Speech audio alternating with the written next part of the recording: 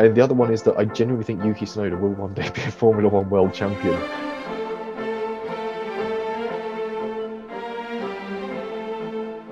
Hello and welcome to the Undercut podcast. I'm your host, Thiemo Daily.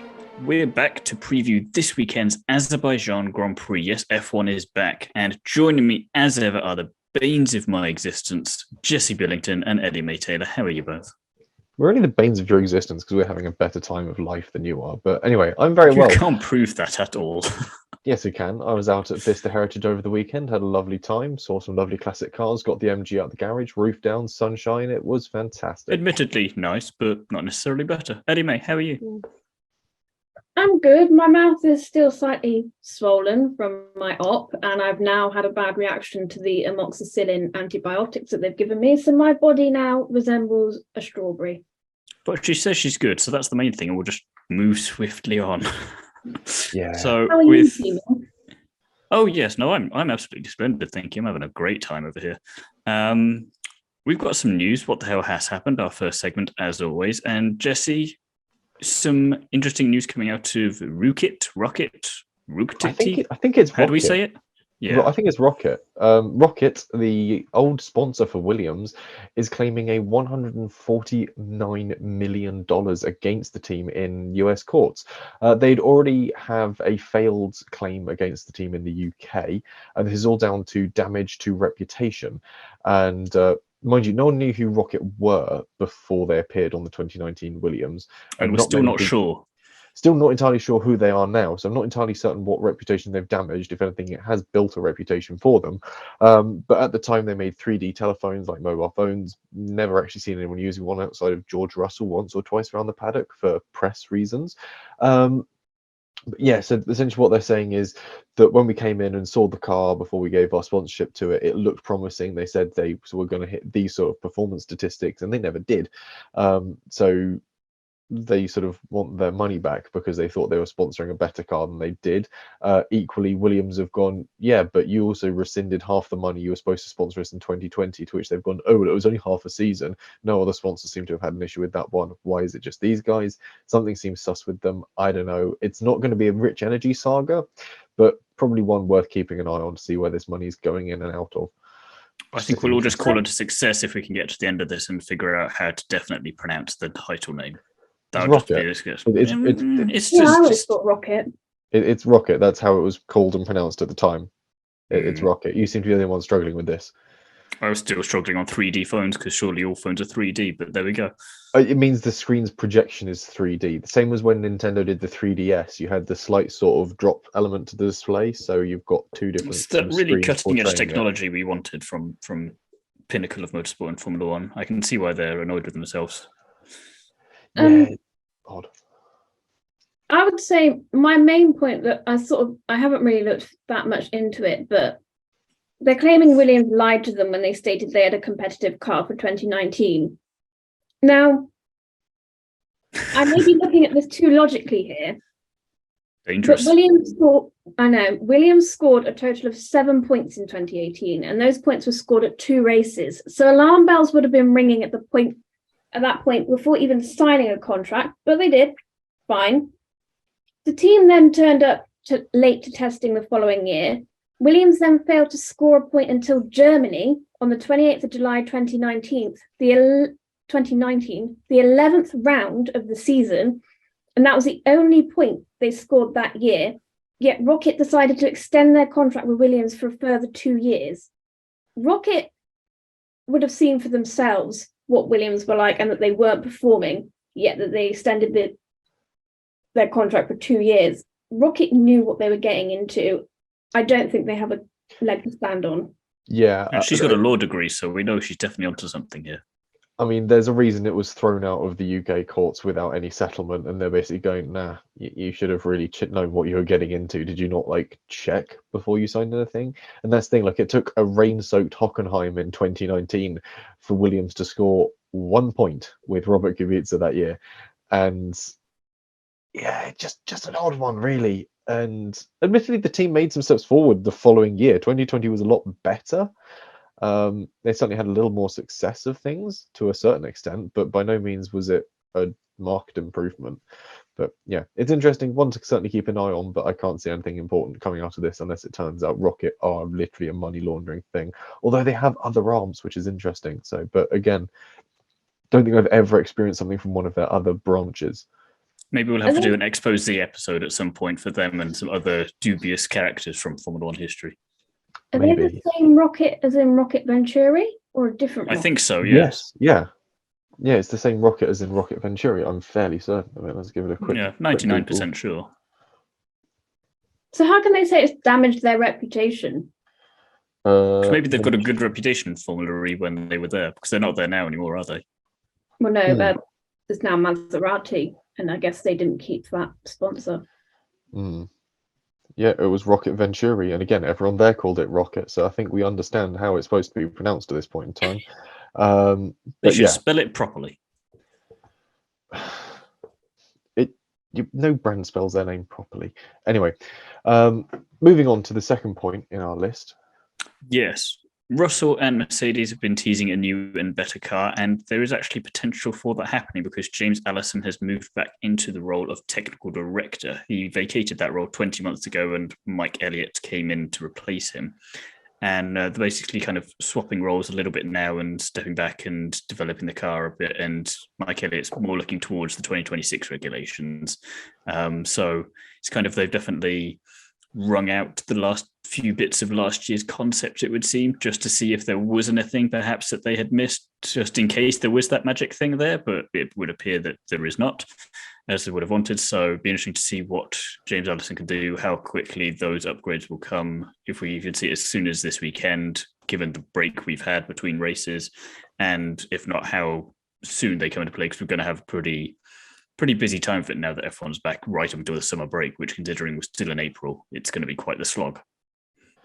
I think Mike Elliott swapping back to being sort of not necessarily the overarching sort of design principal will be, or technical director will be a good thing. He was much more an aerodynamicist, and I think, I don't want to say he should have kept in his lane. That seems a bit sort of girl boss gatekeepy, but he definitely sort of had a field he was more specialized in, and equally James Allison was very sort of proficient in sort of running the technical side of the team, the technical program. So it'll be interesting to see if the changes they make, especially as the team have sort of, by everything bar launch, having a press release saying they're doing a sort of B-Spec car, are going to be having a B-Spec car for this season. So yeah, plenty to look forward to in what this could possibly see.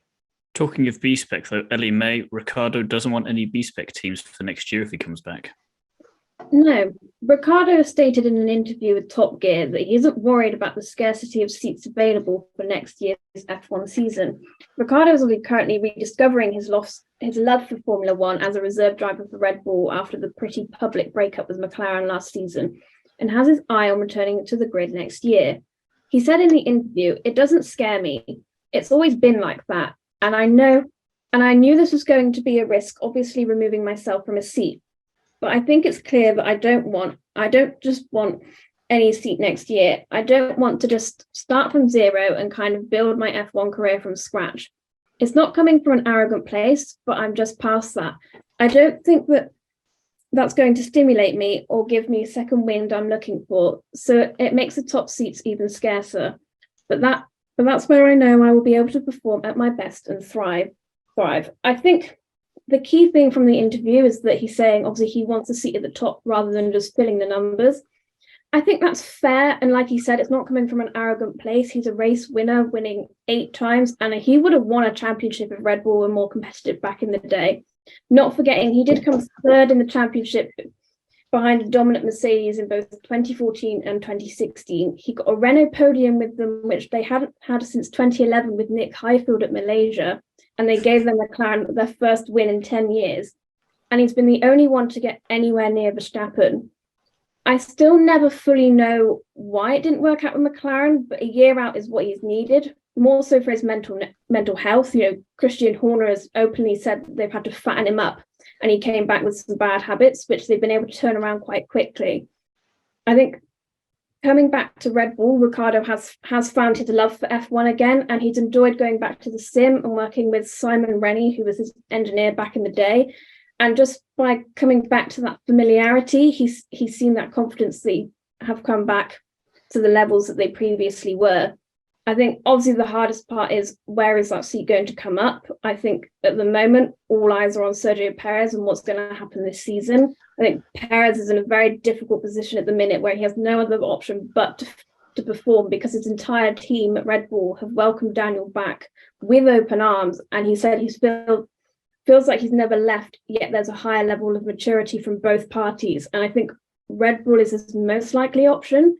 I can't really see it being anywhere else unless you have something like Hamilton does decide to move or Leclerc gets tired of Ferrari. But again, so the only place I could see him be outside of Red Bull would be Ferrari, and that would be as a result of yet another major calamity there. I think he would fit in well with he would be that kind of breath of fresh air that they would need. You could see him doing well in Italy and in doing well with the Italians and just generally that whole vibe. But again, I don't know who I'd rather have alongside him in that car. Would you rather have Charles, who's still then trying to have it as his team, or would it be Sainz and then he has to play perhaps second fiddle to yet another driver and prove himself again? Or is it just easier that he takes on Max at Red Bull because he knows he can beat him? I think he'd have a better time taking on Max at Red Bull. He would not like Ferrari. If Ferrari is, it's held in this high regard because it is Ferrari, but at the same time, a lot of stuff would need to change, I admit. Yeah, a lot of things would need to change, and I don't think when you say he'd be a breath of fresh air the team needs, they said that about Carlos Sainz when he came in. He dominated Leclerc for a season and is still really sort of putting Leclerc under the pressure. I think that's the thing, though. It's like breath of fresh air, but as much as Ferrari necessarily allows it to be, which is why potentially it would be better if he was partnered with Sainz, because I think there'd be less confusion. There'd be more of I don't say more of a partnership, because I don't want to muck on Charles there, but it always seemed like Charles' team ever since he's got there. And I mean, to push Vettel out essentially, or it came across that way at times. Well, I think the Sainz and Ricciardo partnership would be more interesting and kind of better for them as a team, but I still think Red Bull would be a lot easier. Sorry, Perez, because we do love you.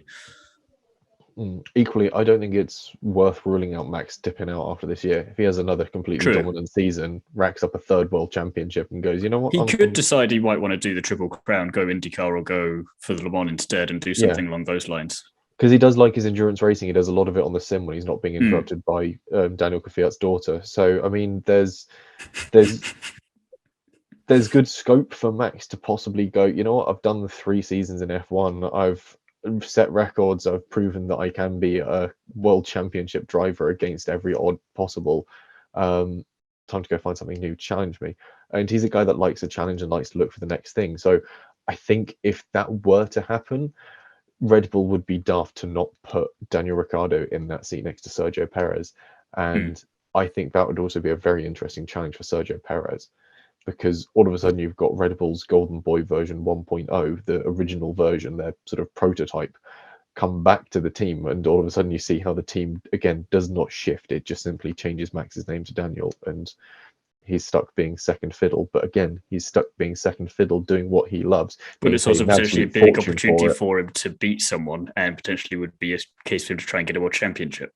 Yeah, it's sort of a coin of two sides, on the grounds of he can sit there and be number 2 again and again and again, getting paid many millions of pounds every year to do so, and travel the world and be a Formula 1 driver at the top of his field, standing on the podium every weekend, being recognised for it. Or he could challenge Daniel Ricciardo if that were to arise. But either way, it's not too bad a deal for him. For me, the more interesting pairing would be Perez versus Ricciardo. Oh yeah, no, I'd be up for that. No, that's what I meant. More so than Sainz versus Ricciardo. That's what I'll say. Yeah, because I think with Sainz and Ricciardo, it'd be more of a classic partnership, because Ferrari just aren't there yet, and it would need to work together rather than just having. I'm reminded of Silverstone last year, where Sainz just had to make his own strategy in order for him to do that, because there was just not a unification there across everything yet. And I think there'd have to be more of a team aspect there than necessarily like, we've got everything else sorted at Red Bull, we can just worry about battling it out like Mercedes did in their dominant years when you had Rosberg and Hamilton going at it. I think there are 2 things here. I think, say it's Red Bull have an open seat, they're more likely going to choose Ricciardo, because I don't think either Yuki Tsunoda or Nick de Vries are ready from AlphaTauri. No. So Ricciardo kind of is more sort of the sensible option.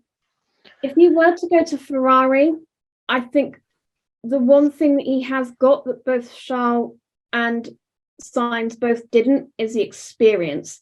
He knows how to win, so he can kind of make those decisions for himself. I know he wouldn't really want to, and you can tell from his relationship with Red Bull and then McLaren how he likes to have sort of a team around him.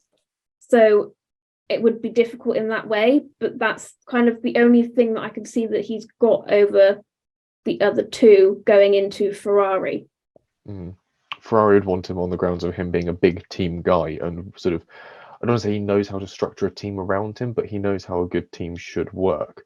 And I think if Ferrari were to bring him in, they'd be looking for that to rub off on them. And he proved in Renault how to do that already. It's just he never completely saw that through to fruition because he saw McLaren as a better option. But it would have been interesting to see how that would have developed, especially both. It kind of did it both at Red Bull and Renault. It got really good and they thought, ooh, opportunity. And then it's like, no, just before it was getting good. I think with Red Bull, it was more a case of there is not the opportunity here. When he moved from Renault to McLaren, he mistook McLaren for having an opportunity. Which is why it would have been interesting to see what would have happened if he joined Ferrari instead. No, if he'd stuck it out at Renault, well, I think it would have been certainly far more interesting. Another season with Renault. Bear in mind, you've got to look at the performance that Ocon was able to extract from that car a season later. True, that was 2021, wasn't it? Yeah. Yeah. And you look at the drives that Alpine was able to produce under certain conditions, all of a sudden, had Danny Rick stuck around, I think that would be a very interesting timeline to exist in. But we won't go too far down that side track. Yes, I'm going to go back onto Williams because James Vowles has said that the 1 point that they've accumulated so far in the first 3 races of 2023 is not a fair reflection of Williams this year. They've been able to battle for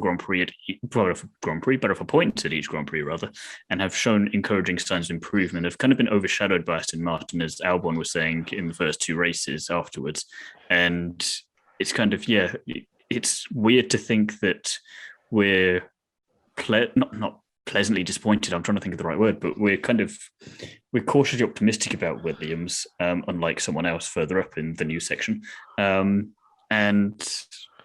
kind of expecting big things from them this year in terms of at least just consistent points. And if we do get a crazy race this week in Baku, who knows what kind of stuff you could have there as a result of that, just need to capitalize on. And it's a shame that we've not been able to see the true potential of that car yet. We've seen glimmers of it. I mean, the qualifying from Albon in Australia, for example, Sargent being on it from day one for a rookie has been very impressive, more so than we thought. So I'm glad that Vowles is kind of reminding everyone that we're disappointed with this. It's kind of like, oh, you're disappointed with this. That's excellent, because that means that you're going to do really well, hopefully. Yeah, it's going to drive the team forwards, and that's where the interesting side of it comes in. This is a team that's still very driven, and I think it's fair to say that 1 point is not an accurate reflection of their performance, especially when you look at Australia. The 2 incidents, one of them was Albon having a snap that was not his fault, that was not driver-caused error. Williams came out and said, no, that wasn't him, that was a car failure. And Sargent was simply just suffered a turn 1 incident after the 3rd restart of a race. Of course that was going to happen, or whatever it was. That was an accident waiting to happen with him. And again, that's hardly his fault. He's driven exceptionally well for a rookie. It's a matter of time. He will get points this season. I feel it in my bones. The boy's getting points. But yeah, I think Vowles is correct. 1 point is not fair. Ellie-May, you had something to chip in? Yeah, just basically saying I agree as well. I think Williams have improved a fair bit, and they have two very competent drivers with Sargent and Albon to help that development grow. I just think at the moment the teams are quite bunched together around that area of the grid that no team is really fully showing what they are or aren't capable of. So I think we'll learn more about how well the teams have developed much further on into the season, when we see sort of a bit more gap between each team. Mm-hmm. As the sort of grid spreads out, we'll see more of that dynamism come into play, and we'll see how well Williams can sort of play around in that field, and quite how well they battle against their closer on-track opponents. We also had Formula E this weekend, which was just absolutely brilliant from start to finish, barring one small thing, which was, Jesse? We had environmental protesters on track, which is on the face of it, daft. Formula E is obviously electric racing. The idea is that it's promoting the use of electricity to power automobiles, which is if it's done properly, a more environmentally sound means of personal transportation. However, Formula E isn't in reality as green as you'd expect it to be. It's funded largely by Middle Eastern oil companies. It has sort of the lack of legacy projects or conscientious shipping that's employed by things like Extreme E.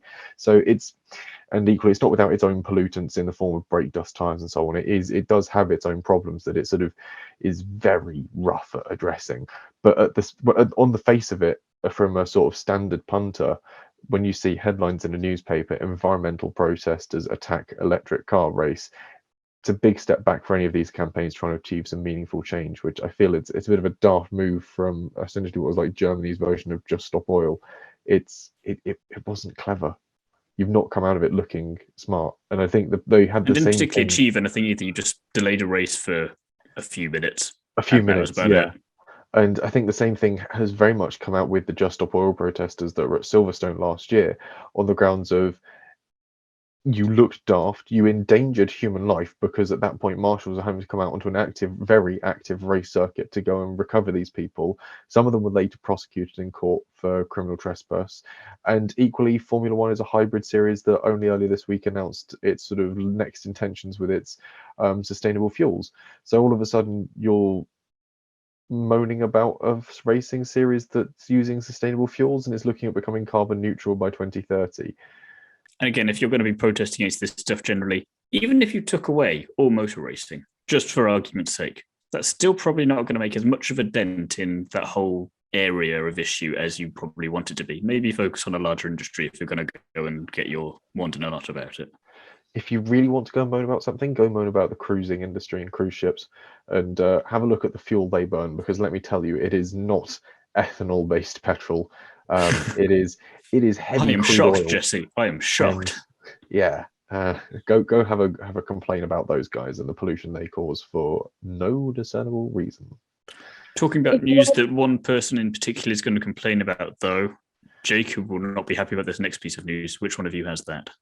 I'll jump on it because I sort of just literally caught the snippet of it. This was released last month and we somehow missed it. Austria is to stick around until 2027. And I think Jacob is missing a trick here, because that boy has just been on an absolute booze cruise around Portugal. And let me tell you, I like Austria. Austria has some good beers. I think Jacob and I could probably do this little sort of spin-off episode where the two of us go and I try and culture him in the ways of the Austrians. Buy that boy some lederhosen. He did love Austria. I think he just fell out of love with it a little bit. So maybe you are the person to try and recapture that love with him. I think especially as we're not doing a double header this year, it won't be an Austria overload, which will be the crucial thing to sort of continuing that enjoyment of it. It makes it a bit more special. You're going there just once, not a back-to-back. I think there's something in this. I'll get in touch with the Red Bull Ring and Spielberg and see if they want to host Jacob and I and indulge him in some Austrian culture and cuisine and lager. I could picture him in some lederhosen, to be honest. I can. It's an attractive image. Jacob, if you're listening, drop me a message. We'll get something sorted. Ellie-May, you had something to mention before we jumped onto Austria, though. Oh no, it was only just kind of a side reel of just if like the equivalent of Just Stop Oil or whatever are going to protest about the cruise ships, at least do it at the right place, because I used to work at an aerospace company and they tried to protest outside our gates and they chose the wrong gates. They chose our subtenants. So they have no impact at all. Again, this is the strange argument for if you're going to do environmental protesting, which I personally sort of understand why you're doing it. I do appreciate we need to do something about the climate. At least research why you're protesting and what you're doing, please, because otherwise you just look at it and ruin the whole sort of cause of it. Anyway, that is it for what the hell has happened. And Ellie-May, it is time for your fun fact corner. We're going to get some jazzy music for this if you keep doing this kind of stuff. Yeah, we'll see how well it goes. It's quite short this time round, which might make you happy, might not. Tell me the facts first, and I'll tell you. Well, no driver has ever won the Azerbaijan Grand Prix twice. It's only ever been won by two teams, which are Red Bull and Mercedes, with 3 wins apiece. 7 different constructors have finished in the podium positions here, though. Obviously, Red Bull and Mercedes being 2 of them. The other 5 are Aston Martin, Ferrari, AlphaTauri, Williams, and Force India. Only 2 drivers have won from pole in the last 6 races. I am including the European Grand Prix in this, by the way. So that obviously means a conversion rate of like 33.3333% recurring. And both of them were from Mercedes drivers, Rosberg in 2016 and Bottas in 2019. The most successful driver at this circuit, however, is Sergio Perez, with a win, 1 second place, and 2 thirds. Hamilton and Vettel are joint second with 3 podium finishes, and then Bottas is third with 2. So you're telling me there's a chance? A chance of what? I don't want to say his name, the man we're all thinking of that we want to win desperately, but we don't want to jinx it by saying anything. Yeah, him. Yeah, there is a chance. There is a chance. We won't say it until we get to our predictions, which don't technically count as putting curses on things. But yeah, Unless you're me. Unless you're you, in which case you are very good. Have you? Please tell me you haven't picked him for that. Have you? No. Oh, thank God. No. I'm keeping to my track record of what I'm doing the this last year. race's results. That's good. Yes, okay. yes. But we're going to look ahead to Baku now, Jesse, and probably get stuck into our preview.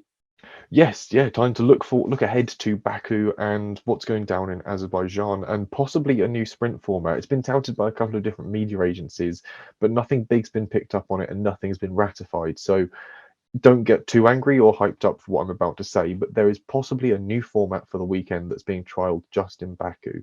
And the proposed format is that Friday will host a qualifying session and a practice session and a qualifying session. The Friday practice will just be a Friday practice. The qualifying will set the grid for Sunday's race.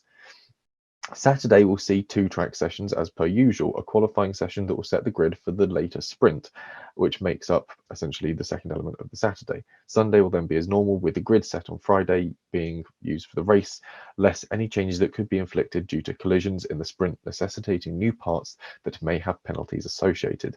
It makes some level of sense, and I feel that by having 2 qualies we get the potential for 2 actual entertaining races, because it sort of eliminates the problem the sprint has always had of making the race itself boring, because it essentially unshuffles the pack. So the start of the race isn't actually exciting, as you get teams working their way back through the order if they've had a chaotic qualifying.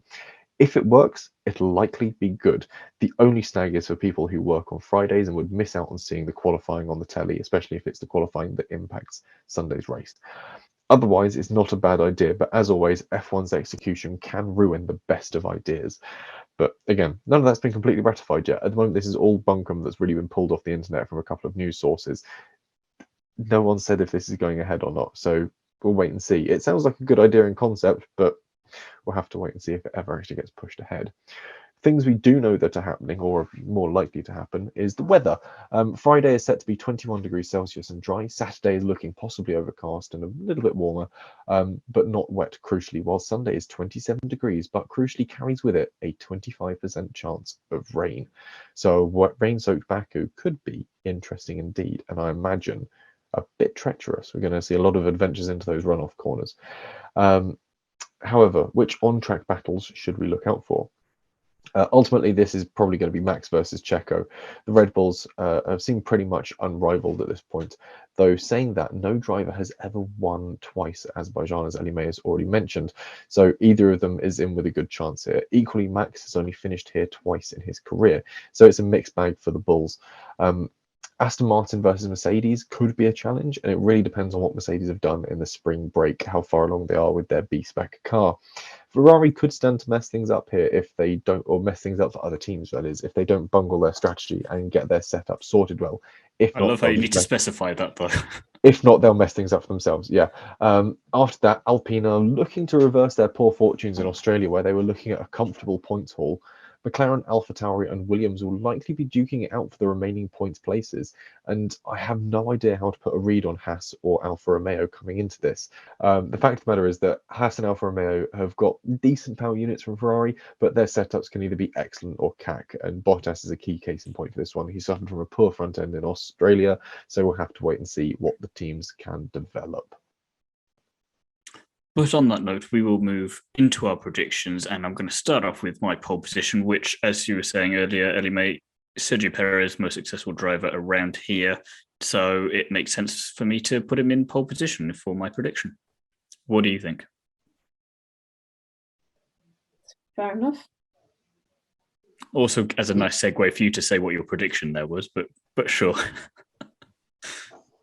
I've gone for Fernando Alonso. I think that's a fairly sound prediction for pole, more so than mine. Because honestly, looking back at my predictions, I must have had some sort of fit just before dinner when I wrote these. Because I've gone for Lance Stroll. The guy goes well around Azerbaijan. He's got a decent little track record on the circuit. And Qualifying. Yeah, and then crashed in the race the year before. That was a tyre failure. That wasn't. Yeah, that wasn't his fault. No, but it still doesn't look good. Yeah, still a DNF. In terms of, it doesn't matter if he's good or not. It still means he didn't finish. Yeah, but you'd have to be a pretty shonky journalist to look at a DNF and not check why they're DNF'd it. So, yes, I'm just saying, in terms of, regardless of if you're good or not, if you DNF, you DNF. And so you can say he's going to get pole, but if he crashes through no fault of his own or through entirely his fault, he's still not going to get pole. But that would involve him crashing during qualifying, not during the races you're talking about with him DNFing. I'm saying he's going to crash in both.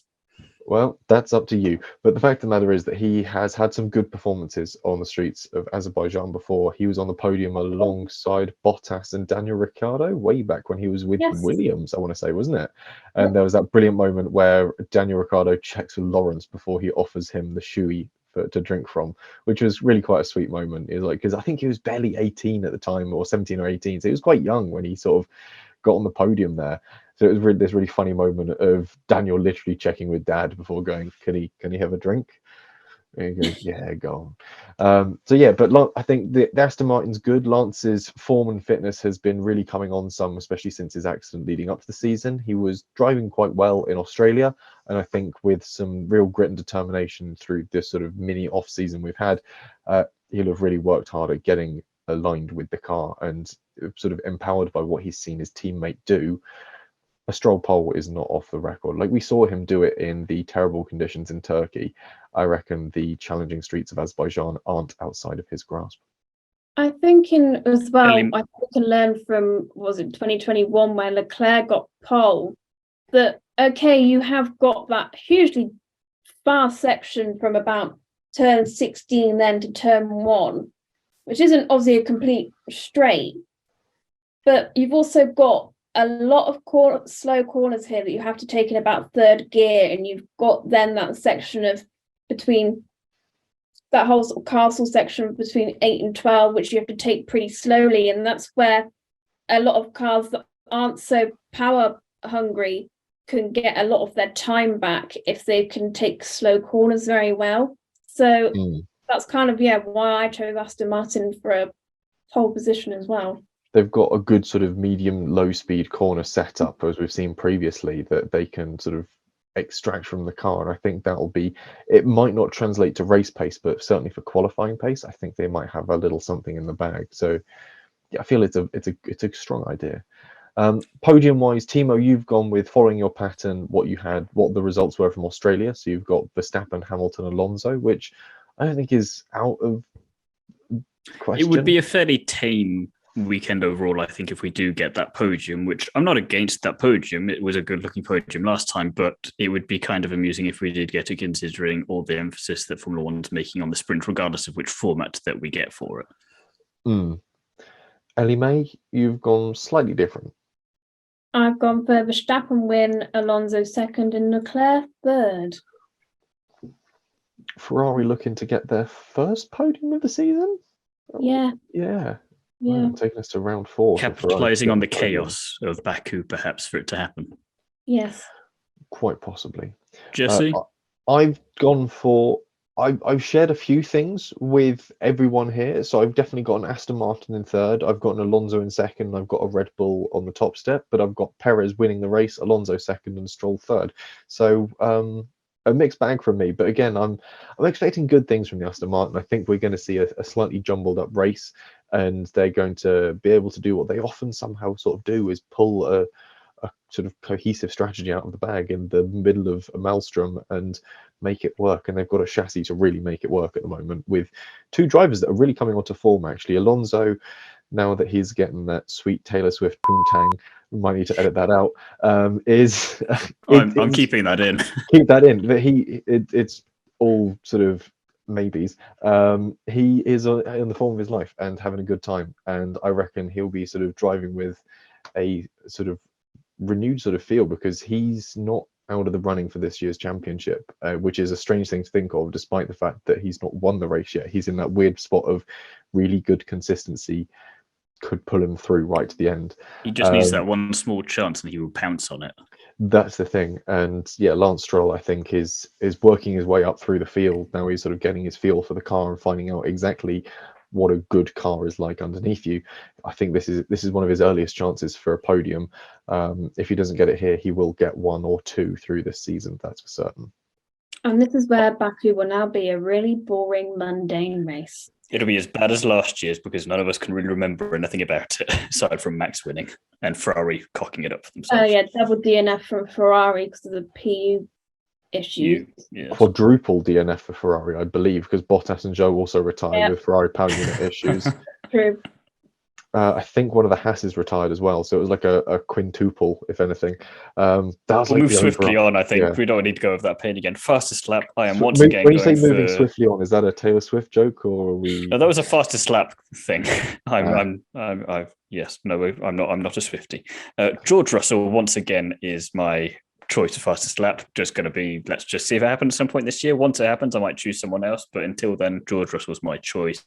Ellie-May, you've gone route one as well in your option. Max Verstappen.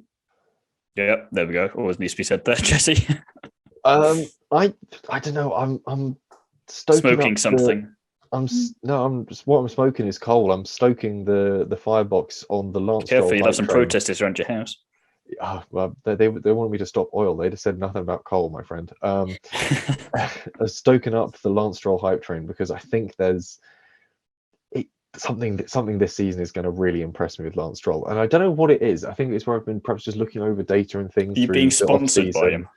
I'm not, although he just seems like a nice guy. Lance Stroll, hit me up in the DMs. He is. How many times that doesn't mean that you will then win a race or get on the podium or get a fastest lap? I'm not saying it does. I'm just simply saying, Lance Stroll, you're a nice guy. Hit me up in the DMs. Fancy dinner, a couple of drinks.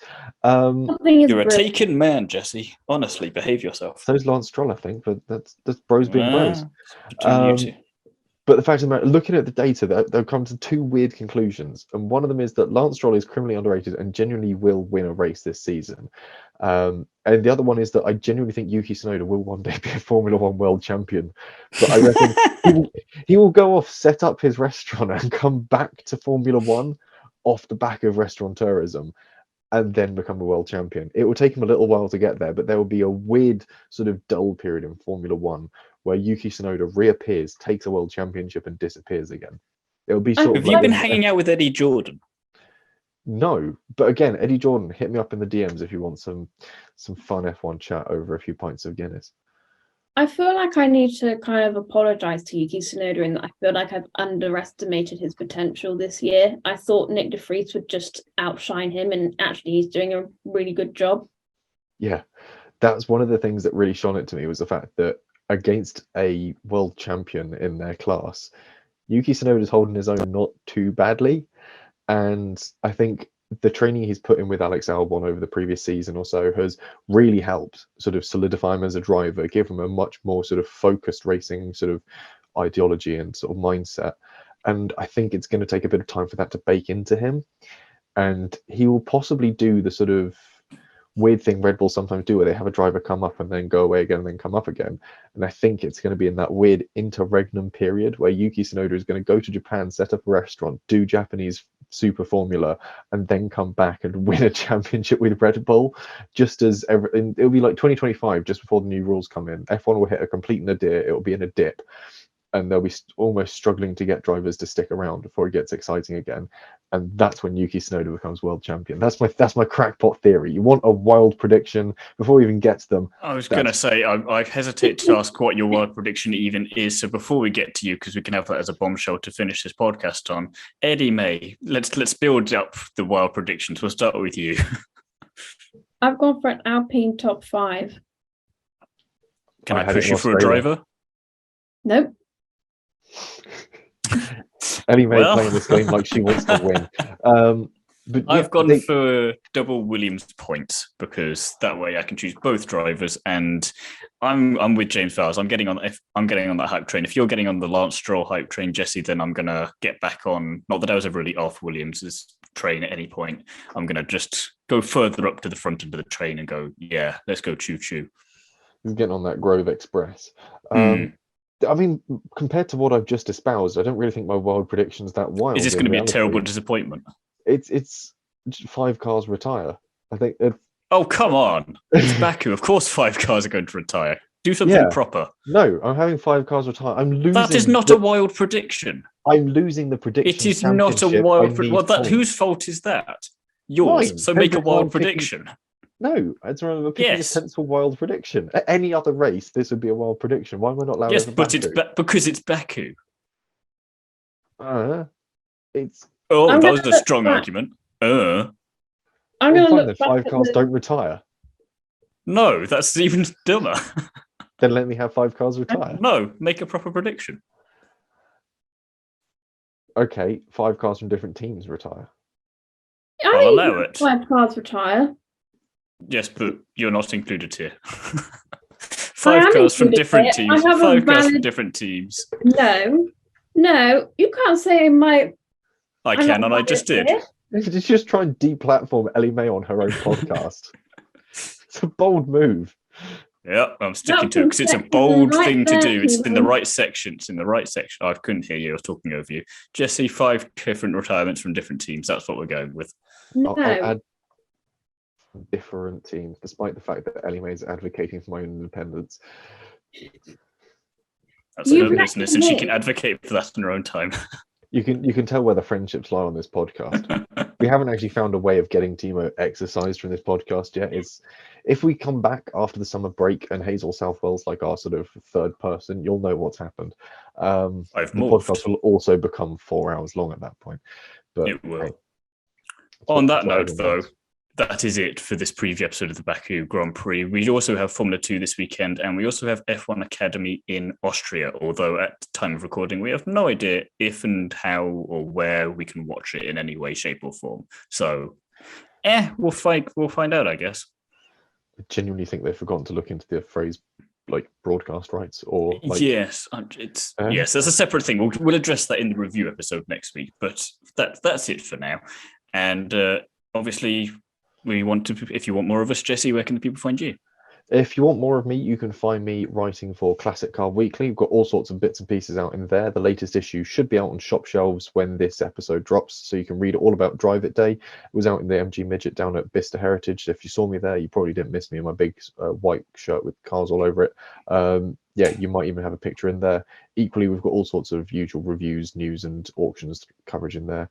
And then if you just want to hear more of my usual social media, Instagram and Twitter, you can find me on there as @JesseOnCars. And hopefully when my laptop comes back from the menders, I'll get back on my YouTube stuff because I've got loads of video stuff I need to edit together to do YouTubing. And an interview with Abby Eaton that I completely forgot to edit before my laptop died. So now my laptop's died and I have no means of editing the interview. But it's coming, I promise you. It's coming. Ellie-May, where can people find you? You can find me creating graphics for our Instagram page, or if you want to hit me up independently and support me in the fact that Thiemo says that I have no voice in the podcast, then you can hit me up on TikTok because I run that independently of anyone else, whilst I have to share the rights on Instagram of Thiemo. So yeah, if you get creepy messages on our Instagram, that wasn't Ellie-May. I am a consummate I don't do professional. any of the commenting. I just do the graphics. Anything else is all Thiemo. In the meantime, you can find me over on Is It Fast, On the Curbs, the Nitro X podcast, Paddock Sorority, and of course Instagram. Got lots and lots of interviews going on across all of those, so do keep your eyes and ears peeled for that, as well as making sure that you have liked, subscribed, and got notifications turned on for this, the Undercut podcast.